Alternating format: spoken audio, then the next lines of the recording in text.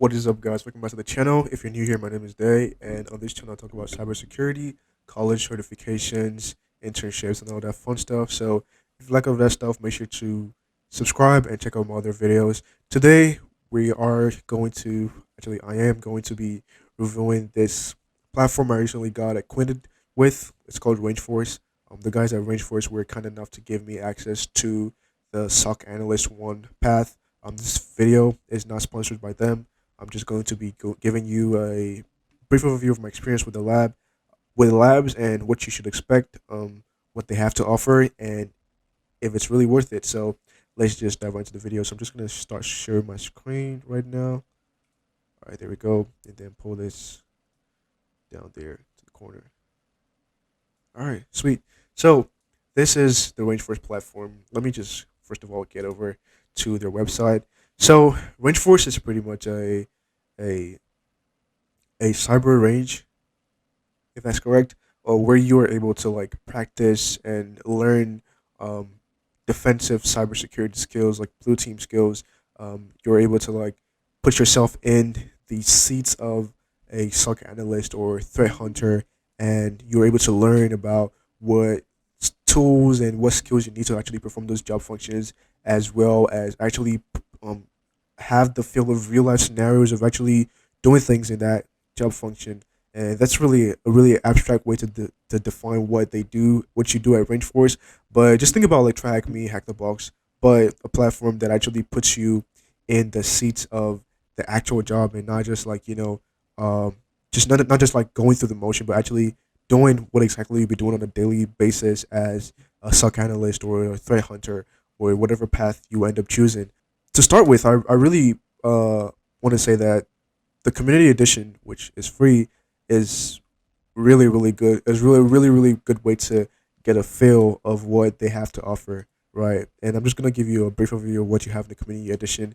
It's 20 plus modules, but these modules are really good. Like, I just recently finished the tools used in the SOC, and these are really amazing. Like, what you get from here is invaluable. Like, if you only do the community edition, there's a lot to be gained, but even more if you get the other paths. But let me just kind of show you what you get in the community edition. So, fundamentals of Splunk, IDS IPS overview, Suricata, Yara, Nmap, Eyewitness. So you essentially introduced to these tools in real life scenarios where you can learn about them, and then you practically apply the knowledge of those tools. Like, you use those tools to solve a challenge, right? So, for example, let's say you're in a SOC, right?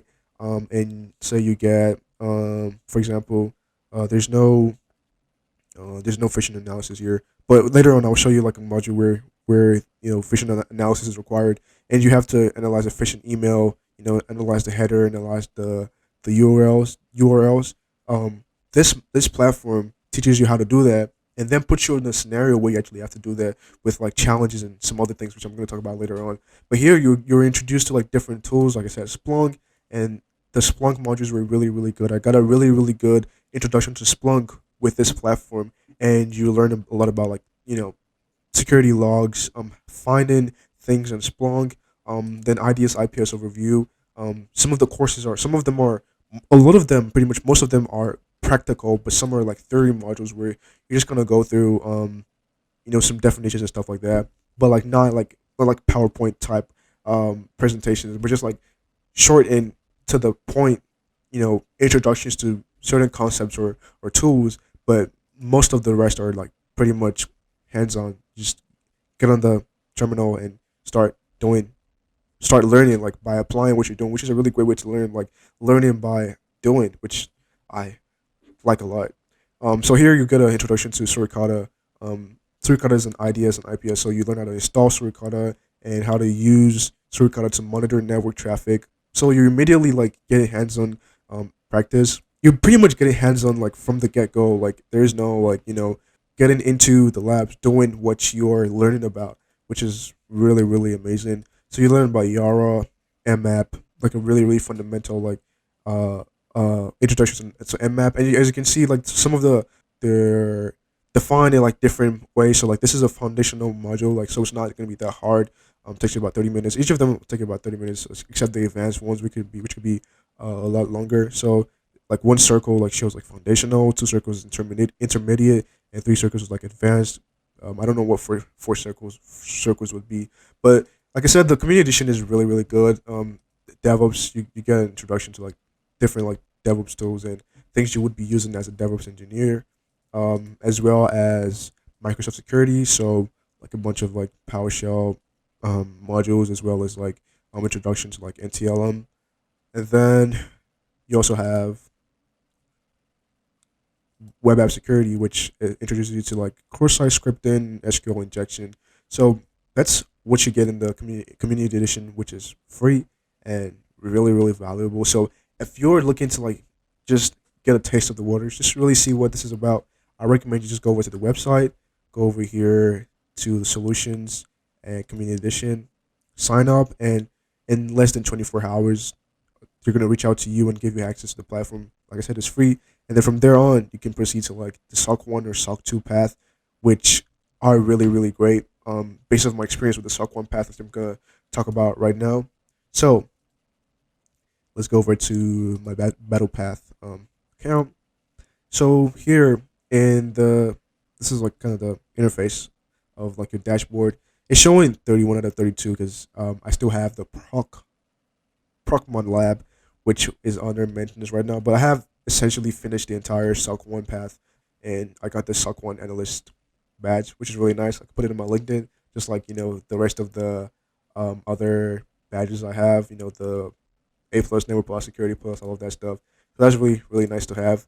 And so in the SOC 1 path, you have 10 courses and a capstone challenge, which was, I'm gonna say, challenging, but really good. It was really fun. Took me like about 8 hours to finish it up. It could take you less if you knew what you're doing, but I'm gonna say it was a really good challenge, and um, it was really fun. So the SOC 1 path has 10 courses, and each of these courses kind of build off each other, and you can see it's categorized as all blue team. So I'm just gonna give like a brief like summary of like what the courses like offer, not all of them, and I'm gonna go do like a really quick like walkthrough of one of the labs. So here you have like really introduction to SOC. If you're gonna be doing like SOC work, then you should know what a SOC is about. So this is like kind of introducing you through different things in the SOC. All of this what you expected to learn in the SOC. Then some Linux syslog, Windows events, PowerShell queries and filters. As a matter of fact, my guy Cybersec Boom just recently did a video of like this PowerShell queries and filters. So check out his channel on YouTube, Cybersec Boom, and watch his video and subscribe to him as well. So SOC 3 has like an introduction to malware analysis and email header analysis. So I started learning more about malware analysis through this platform, and it's been really fun. I've never really been invested in malware analysis, but having a brief introduction to it here was really fun. Learning about Yara, which I'd never heard about, and learning how to use it was really great. So that was really fun, and you should really check it out. Like, don't just take my word for it. So course 4, you know, learn about email URL analysis, email URL analysis and Wireshark basis, which was really good as well. You'll learn about Wireshark.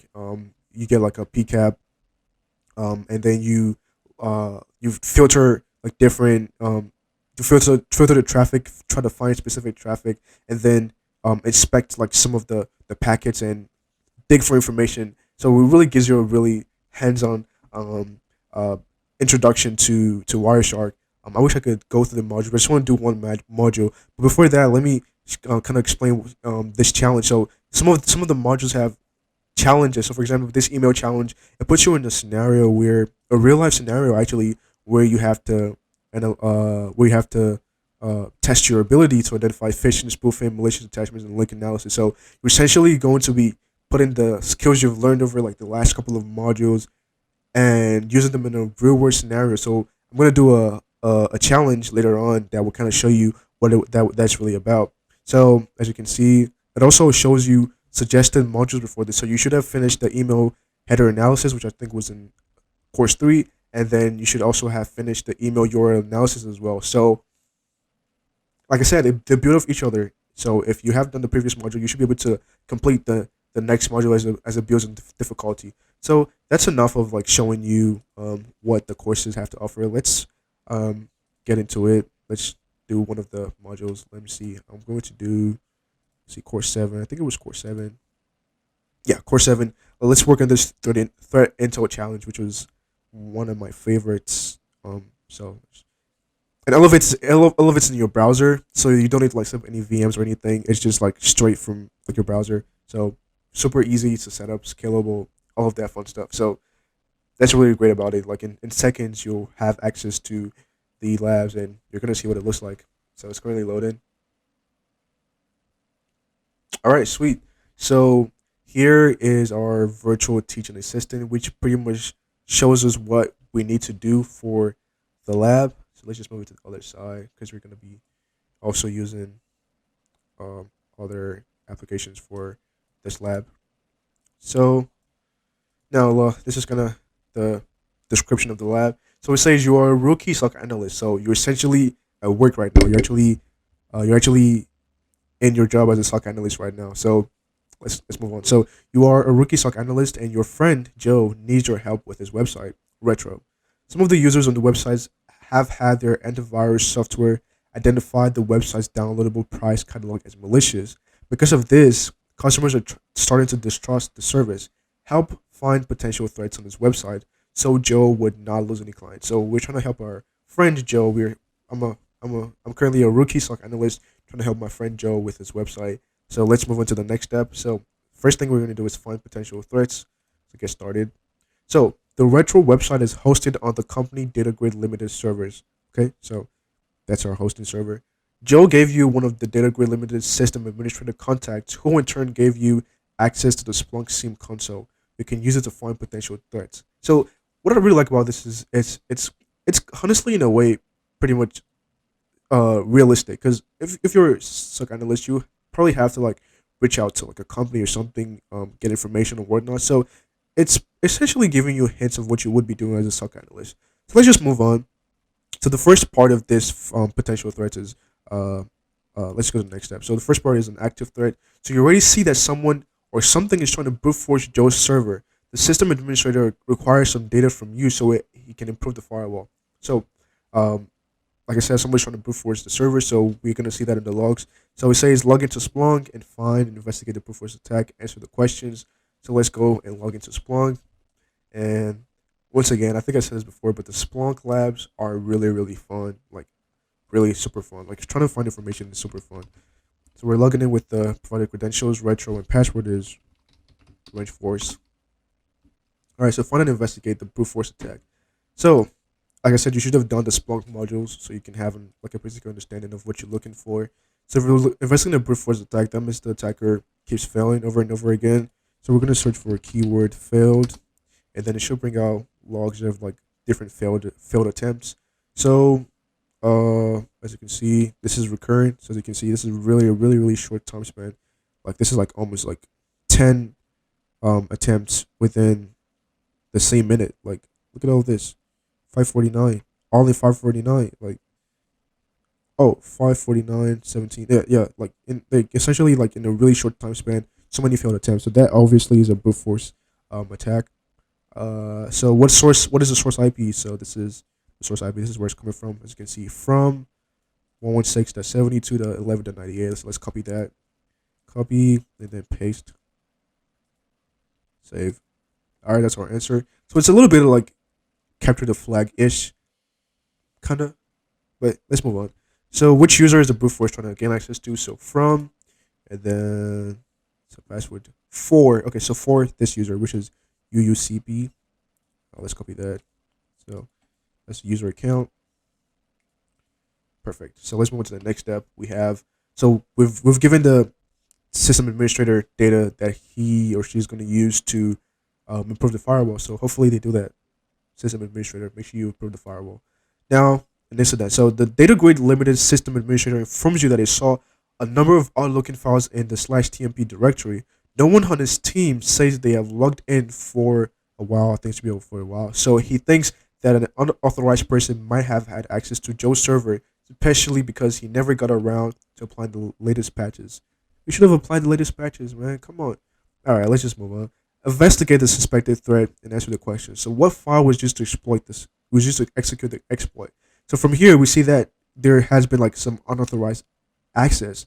So we have to view the access log. So information should be coming from the access log, which the logs we see here have like a source. So like here, this is like authentication logs. So we want the source of the information we're looking for in Splunk to be the access log. So source var log, the access log. So this is where we want our source to be, and then we're looking for um files in the slash tmp directory. So won't our search also include the slash tmp directory? So slash tmp, enter. So it's going to give us some information right here. So as you can see, there's about 10 events here. What file was used to execute the exploit? As you can see, this is like some really odd looking information. Like, it's a lot of queues. So that looks really odd, and this looks like the information we're looking for. So what file was used to execute the exploit? So there's a lot to like filter out here, but we know that it's a server, and we have some information here. So this looks like a directory maybe, but this is the slash tmp. This is where the error log came from, and so the file we're looking for should be a PHP file because we're dealing with the server. So let's try if this PHP works. Of course it's gonna work because I know the answer. So yeah, that's the file that was used to execute the exploit.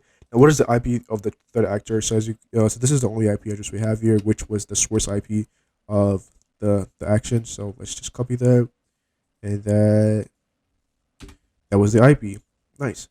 So the next step. So the threat actor. So this is kind of building off each other. So we've found the source IP, and we know we found the source IP of the brute force attack. Probably was a different threat actor, and then we found the user account as well, and then now we've seen the file that was used to execute an exploit, and then which we have seen the IP of the threat actor that tried to execute the exploit. Now we want to analyze some malware. So the threat actor has found a way to the data grid limited server where Joe's website is hosted. He might have already tampered with the files in the server and replaced them with malware.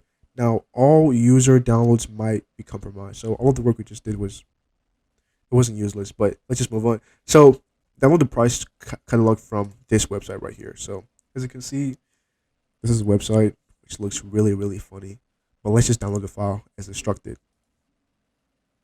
Okay, so now I want to use so like I said, the file might have already been tampered with. So our essential goal here is to analyze the file with VirusTotal. So use VirusTotal to investigate the price catalog file, and then answer the question. So let's open VirusTotal as well. We're going to be investigating the file. So there is like a previous VirusTotal module where you learn about VirusTotal, how to use it, and everything like that. So like I said, it builds off each other. So you're pretty much applying all of the skills you've learned with the previous module. So let's choose the file we want to analyze with VirusTotal. It's in downloads, and it's the website prices.pdf. And VirusTotal is really fast at analyzing it. So the question is, when was the file submitted to VirusTotal for the first time? The first time is going to be in the details. So as you can see here, the first submission is 2020. And you can see the format it wants the file to be in, the answer to be in. So just copy that. Copy, and then paste. All right, perfect. What is the CV identifier for the vulnerability which is exploited by the malware? So all of that information is right here in the tags. So CVE 2008, 92, paste. Nice. So let's save that. So there are like hints that you could use. That could be helpful, but I advise that you try to do it without the hints. But if you run into a roadblock, there are hints you could use. So for example, like look at the details tab, which was helpful in finding the first part of the answers, and then hint 2, search CV identifier from the tag cloud, which is pretty much the tag cloud right here.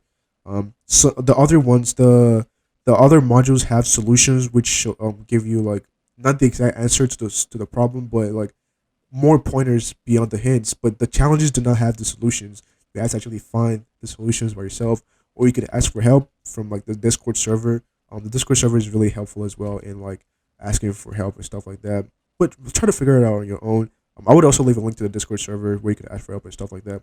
but try to figure it out on your own. It's a really, really good learning experience. So now the next part is write rule for Yara. So the data grid limited system administrator notices that the threat actor always leaves a unique signature inside its malware. Since it is a recurring string in its malware, you can make a Yara rule to identify it. So each time there's an incident, you know who you're dealing with. So the Yara labs before this are really, really fun. I got to experience using Yara for the first time, and it's amazing. I'm gonna say like analyzing malware was something I've never really like looked into as much, but this really introduced me to it, and I'm gonna say like I have a slight interest in malware analysis, and I intend on learning more about it. So if you're looking to get started in malware analysis, this SOC One path has some really great modules that can help with malware analysis. So I'm trying to enlarge the screen right here. I wish it was a lot more responsive with that. So what is the unique signature that the threat actor put in the file? So let's go over to the downloads directory, which is the file, which is the download we did previously. Remember, we downloaded the malicious file back here, and we analyzed it with virus total. But now I want to do a little bit more and classify the file with Yara. So uh, let's see what we have. So we have the downloads directory. So cd downloads.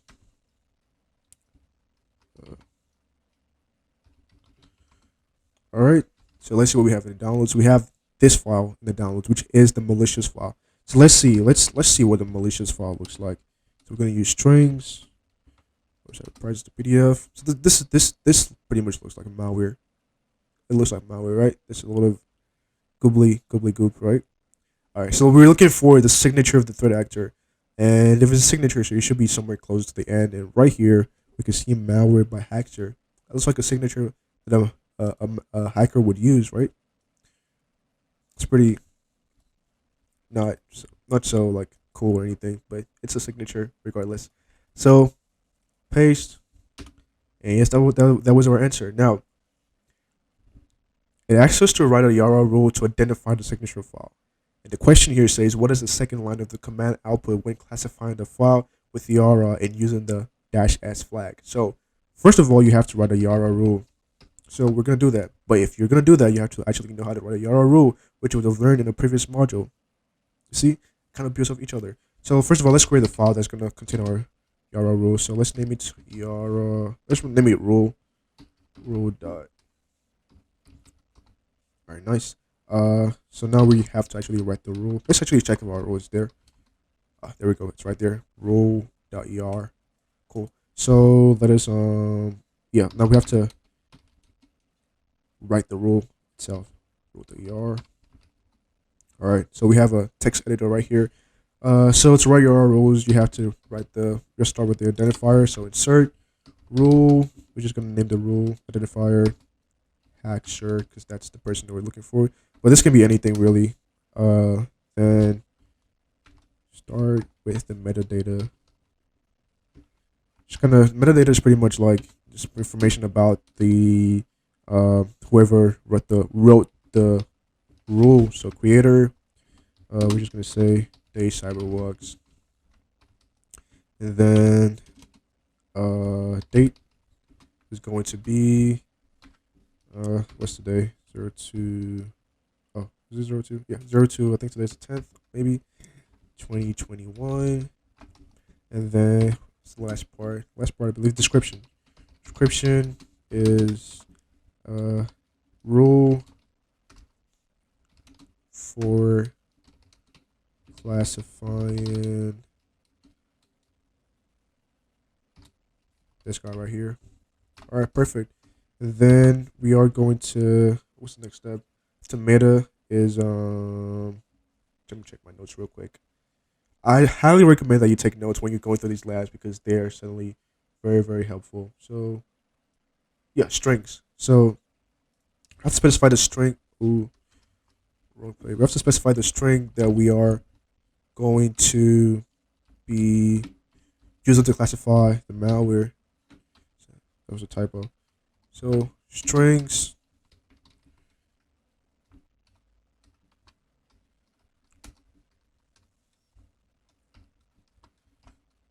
Making that mistake. So that's going to be. We're just gonna name the string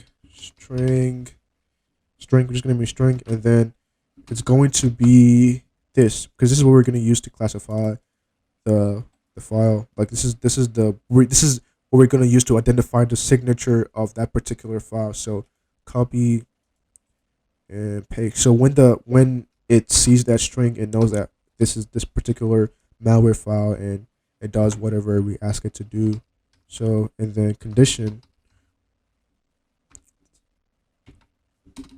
So you're gonna learn more about like how to write the rules in the Yara module. So definitely be sure to check that out and before doing this. So this is our rule. So we're ready to save it. So escape WQ, and so now let us now use that rule to classify the file. So Yara, and then we are actually use the -s flag, -s, and specify the directory. So home the student downloads what's the file, rule.yar, and then the file that we're running it against is home student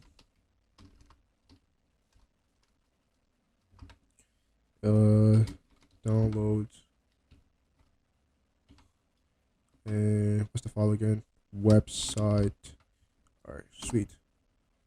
Okay, looks like we had a syntax error in the file.